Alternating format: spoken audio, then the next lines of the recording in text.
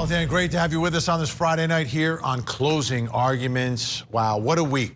What a week in Fairfax County, Virginia. What a week here on your front row seat to Justice Court TV. I've watched a lot of trials through the years.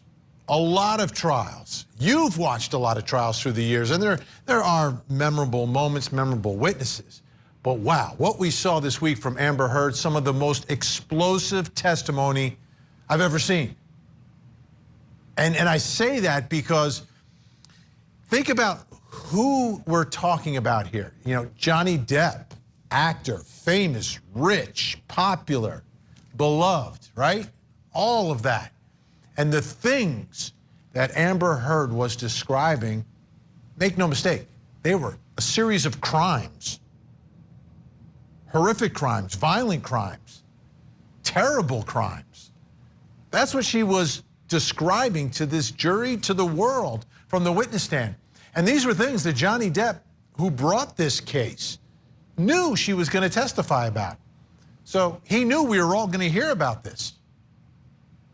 So when you think about the witnesses in this case, the two biggest witnesses, right, Johnny Depp and Amber Heard's testimony bigger than Johnny Depp's testimony.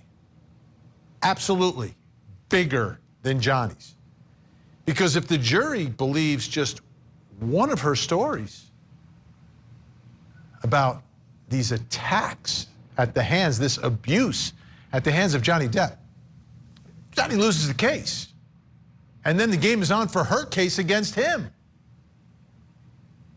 To me, yeah, Johnny Depp's testimony absolutely important, but hers bigger, more significant when you get to the end of the day with this jury, with this case, and what everyone is going to think about what was happening between these two.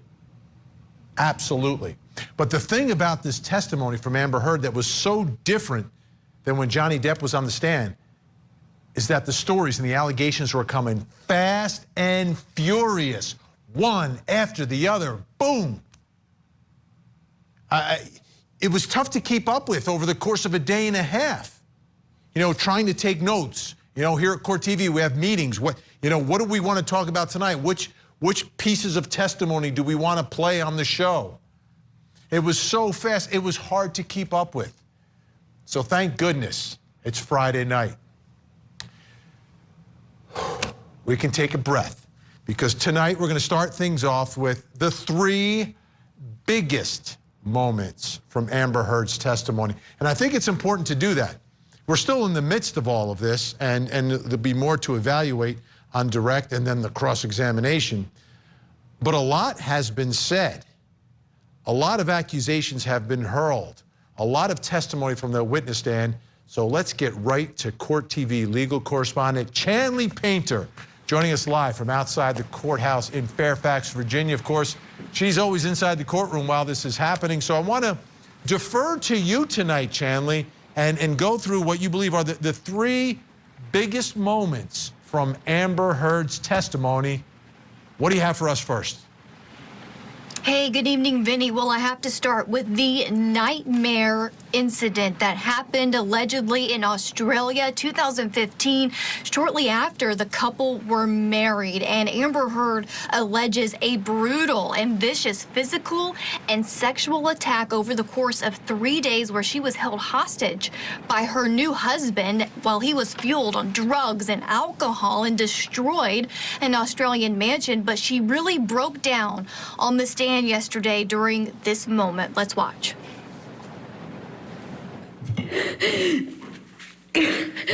I couldn't breathe. I couldn't get through to him. I couldn't get up. I couldn't get up. And I don't know how that ended. I don't know how. I don't know what happened next. I don't understand this.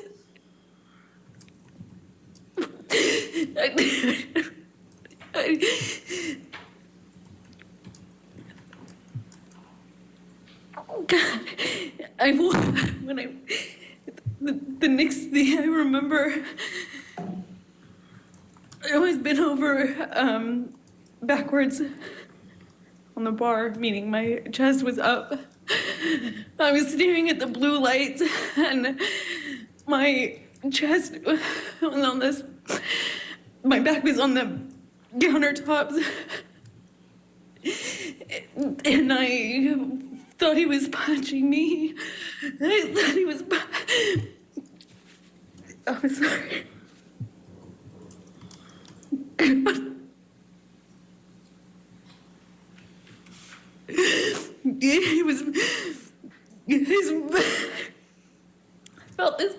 I felt this pressure. On my pubic bone. And he thought he was punching me. Vinny, later, Amber Heard was asked to identify this photo before the jury, and this came as a surprise to Depp's attorneys because she said she didn't have a memory of this liquor bottle that her husband allegedly violated her with until she saw this photo earlier in evidence from the Depp team, and she looked to claim the Maker's Mark bottle was the object that he assaulted her with, and that was a big moment yesterday. Where is that picture taken? Is that a picture from the mansion down in Australia? Yeah. It is. It was along with a series of photos taken in that mansion in the alleged aftermath. You remember the lampshades that were painted on, the blood drops everywhere, the bar tables that was destroyed. This looks like a pretty neat table, like a desk of some sort, but that was in the series of photos that were taken from that Australian mansion. So this is extremely significant because this is a sexual assault that she is describing. I mean, a serious one. I mean, if you are tried and convicted for this in this country, you're going to prison for a long time if you do what she is accusing Johnny Depp of doing. Just a little more context around this. I know they're in a mansion, so I presume it's a very large home. Are there people who work for them that are staying in the house at this time? Do we know, are they in a separate home that's on the property? Are they just alone in this mansion? Is she screaming? What else do we know about the context surrounding this? Because those are the questions I think that the jurors may have in their minds. Certainly. Well, based on the testimony that we've heard, they were alone in this house. The security team, the assistants lived about elsewhere. I believe the testimony, the bodyguard said they were about 40 minutes away from this place in Australia. Of course, they're renting this home while he's filming Pirates of the Caribbean, and they have, of course, the house manager, Ben King, testified. You know, he was there to help set up, but he goes away. I guess it was maybe for a long weekend. The 3 days that they were there alone together, her testimony was, and that she would have to barricade herself into a room. What she said, she took sleeping pills, and this went on and on for 3 days until she said she discovered that he had severed his finger, and then that's when she called his bodyguards to come to the house. Okay, absolutely. Completely significant. I mean, jury, there's two versions of this, two very different versions of what happened in Australia. Jury's got to make a decision on who they believe here. Second one that you have for us tonight. Well, this was a big moment inside the courtroom because it really was the first time during Amber Heard's testimony where I observed all 9 of the jurors glued in to what she was saying. And she was detailing the 2014 plane trip from Boston to Los Angeles that we've heard about, and she's giving her version, of course. She says her husband was super jealous and irate that she was making a movie with actor James Franco, and he was, of course, loaded on drugs and alcohol, and she describes what happened on the plane. Let's watch. I remember moving more than once, and Johnny came to me each time, not the other way around. He sits down in front of me at one point, and because I'm not answering him, I was looking out of the window, and he slaps my face. And his friend is in our proximity. And it didn't hurt my face, it just felt embarrassed Did he do that to me in front of people? It was the first time that anything like that had happened in front of somebody. I walk away from him. My back is turned to him, and I feel this boot in my back. He just kicked me in the back.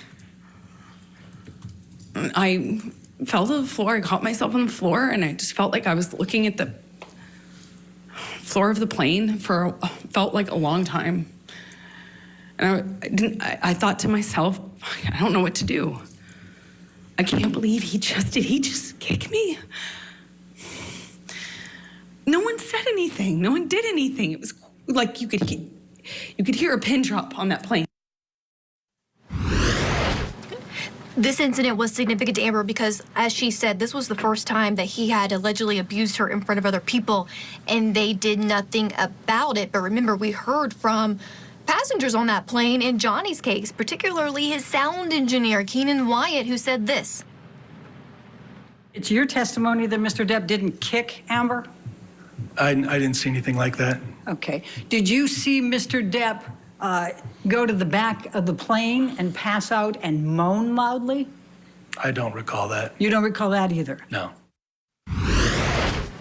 Amber Heard's team says that Depp surrounded himself with enablers, Vinny, who downplayed his behavior, protected him, and let him do these type of things without consequence. That's been a theme of her case. However, Depp even talked about this and denied all of it, said, in fact, she was the one approaching him on the plane to the point he had to take opioids and go hide in the bathroom and pass out. There's other people on that plane. Jury's going to want to hear from all of them. All right, one more moment, big moment. We're going through the big three from this week. What do you have? Now, I picked this moment because this was one of the final stories the jury heard before the long break, Vinny.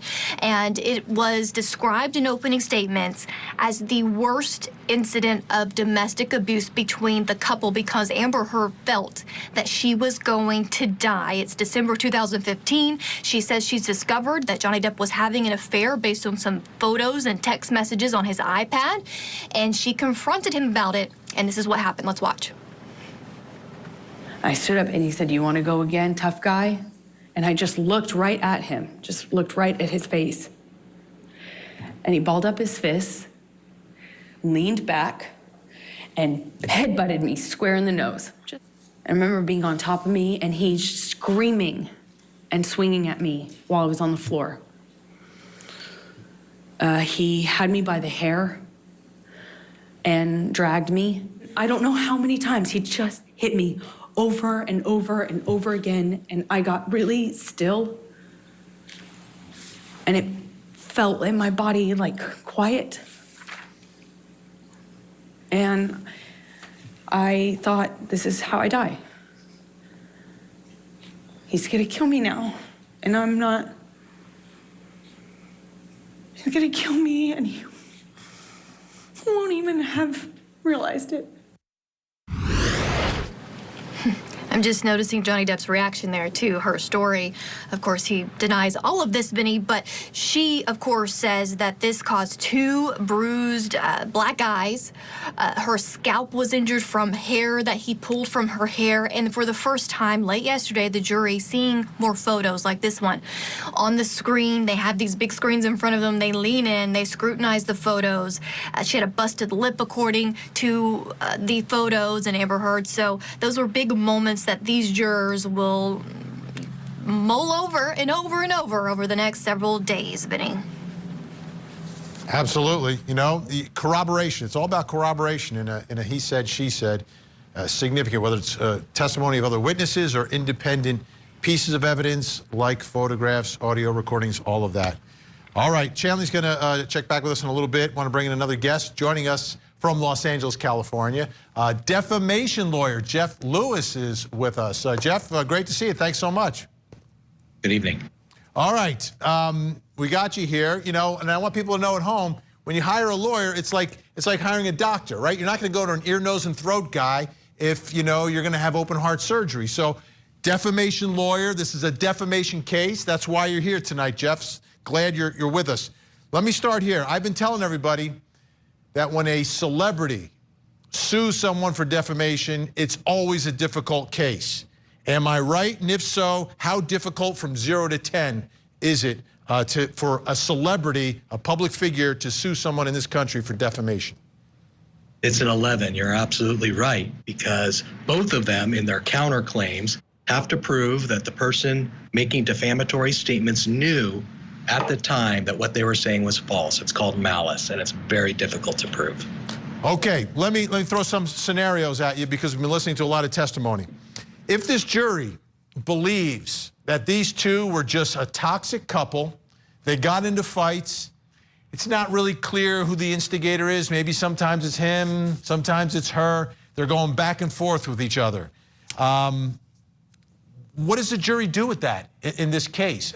Did Amber Heard lie about being a survivor of domestic abuse? If it's back and forth, and did she misrepresent herself and misrepresent the nature of the relationship? Would that be enough?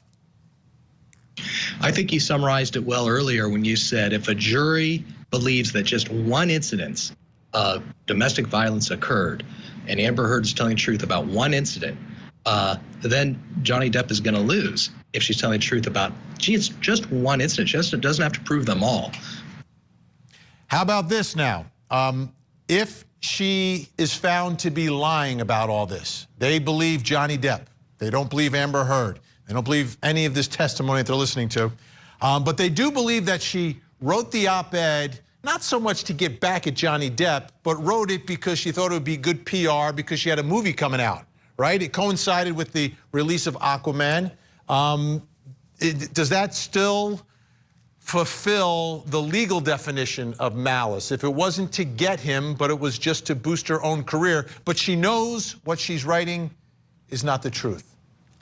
Well, that's the key there. A properly instructed jury will be told if she didn't in her heart believe the truth of what she was saying, that's enough for malice and for proving defamation. Now, the question that you raise in terms of having other motives, maybe trying to rehabilitate her career, that might come into play in terms of punitive damages or how much to award. But I think if a jury finds that she knew what she was saying was not true, that's it for Amber Heard.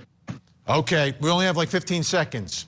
From your expertise of what we've seen so far, right? We're only about a little past halfway through.